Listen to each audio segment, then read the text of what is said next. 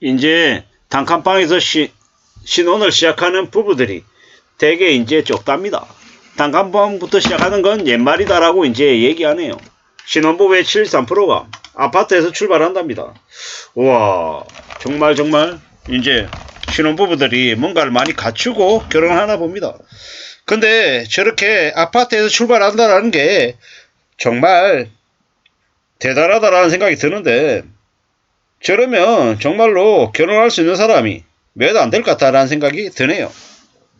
아무나 이제 결혼 못하는 거죠. 신혼부부의 73%가 아파트에서 출발한다. 아파트에서 출발해야 결혼할 수 있다. 뭐 이런 얘기로 들리는 것 같습니다. 뭐 물론 예전에 비해서는 신혼부부들에게 대출해주는 조건도 좋고 해서 뭐 전세든 아니면 매매로 살든 뭐 이래저래 좀 더 여건이 좋긴 하는 것 같습니다. 하지만 아파트에서 출발해서 시작한다라는 건 좀 너무 부담이지 않나라는 겁니다. 신혼부부가 아무리 많이 맞벌이해서 돈을 번다고 해도 얼마나 벌겠냐라는 겁니다. 아파트에서 시작할 정도로 저렇게 많은 것들을 갖추고 시작하면 눈높이가 많이 높아질 것 같은데, 저기서 시작해서 언제 집을 집사한테 드린 돈을 다 갚고 아이를 낳고 이렇게 잘 살아갈 수 있을지 좀 염려가 되는 게 사실입니다. 무리하게 아파트 전세금 대출 받거나 아니면 주택담보대출 받아가지고 아파트에서 시작하면 과연 출산을 할 수 있는 걸까? 출산하면 애를 2명, 3명 낳을 수 있을까? 아예 애를 낳지 않거나 아니면 낳아봤자 1명 정도 낳고 살려고 하는 건 아닐까? 뭐 이런 생각들이 드는 거죠. 뭐 신혼부부가 73%가 아파트에 시작한다는 얘기가 그닥 좋게 들리지가 않습니다. 신혼부부는 돈이 없을 가능성이 매우 크기 때문에 단칸방부터 시작하는 게 맞지 않나 라는 생각이 더 들고요. 뭐 최대한 좀 조심조심하면서 아끼고 절약하면서 살아가는 게 필요하지 않나라는 생각이 듭니다. 뭐 너무 갖춰진 사람들만 이제 결혼할 수 있다라는 그런 이제 느낌들을 심어주는 것 같습니다.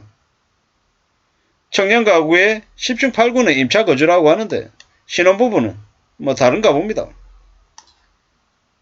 단칸방에서 시작해서 차근차근 늘려서 여기까지 왔다. 이렇게 기성세대들은 얘기하는데, 지금의 신혼부부는 10쌍 중에 7쌍이 아파트에 시작한다고 하니 참 어이가 없죠.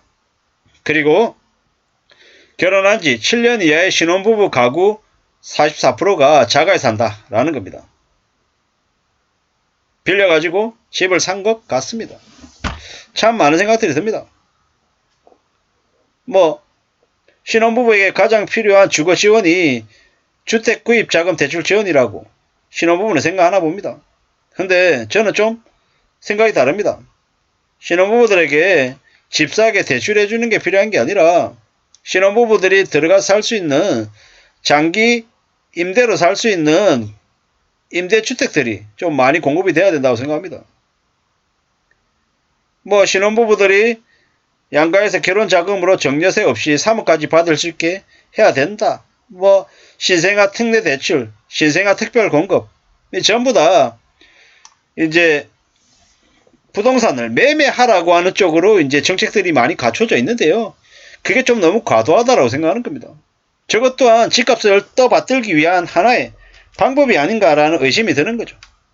너무 저렇게 집을 살아 계속 저렇게 이제 분위기를 만들어가는 게 그닥 좋아 보이지 않는다라는 겁니다. 자꾸 저렇게 집을 사라고만 얘기하는데, 뭐 그렇게 해가지고 청년들에게 빚을 왕창 씌우면 저 청년들이 뭘로 소비하고 애는 어떻게 낳고 뭐 어떻게 사냐라는 생각이 좀 드는 겁니다. 이런 생각 저런 생각 참 많이 드는데 좀 씁쓸하죠. 뭐가 좀 잘못된 것 같다라는 생각이 더 많이 듭니다. 어떤 생각을 하며 살아야 될 것 같나요? 어떻게 살아야 될까요? 많은 고민들이 들죠. 좀 잘 따져볼 필요가 있는 것 같습니다. 사는 게 참 힘들고 어려운데 뭐 너무 무리하게 시작할 때부터 부동산 관련한 대출을 왕창 끼고 시작하면 삶이 괜찮아지기 어렵다라고 생각합니다. 너무 우울하죠. 암담합니다. 수도권에서 내 집을 마련하려면 월급을 한 푼도 안 쓰고 9.3년 모아야 된다고 합니다. PIR. 연소득 대비 주택가격 비율을 PIR이라고 하는데요. 9.3배랍니다. 수도권이. 뭐 서울은 더 심하겠죠. 이 막장입니다. 막장. 전국의 PIR이 6.3이라는데요. 너무 심하죠. PIR이 지금 현재 수치에서 절반 이하로 내려가야 될 것 같습니다. 그래야 좀 뭐가 나아지지 않겠냐라는 겁니다. 이 청년들, 그러니까 싱글들보다 이제 결혼한 신혼부부의 주택 이제 보유도 되게 높다고 하는데요. 좀 별로입니다.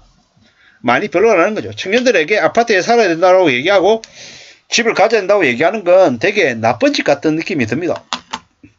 집을 갖는다라는 건 감당할 수 있는 능력의 사람들이 집을 갖는 건 필요하죠. 하지만 무작정 집을 빚내가지고 사게끔 하는 건 좋은 모습은 아닌 것 같습니다. 좀 생각해 볼 필요가 있습니다. 신혼부부들에게 저렇게 집을 사서 아파트에서 살 수 있어야, 그 정도 돼야 결혼할 수 있다라는 인식을 계속 이렇게 주는 것 같고, 신혼부부들이 돈이 없이도 결혼하고 시작할 때는 아주 없이 시작해도 괜찮다라는 그런 인식들이 좀 필요하다라는 생각이 듭니다.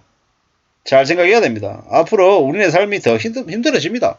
물가 뛰고요. 이자도 늘어나고 직장은 불안하고 한국이 망해간다는 얘기가 나올 정도로 지금 상황이 매우 안 좋다라는 겁니다.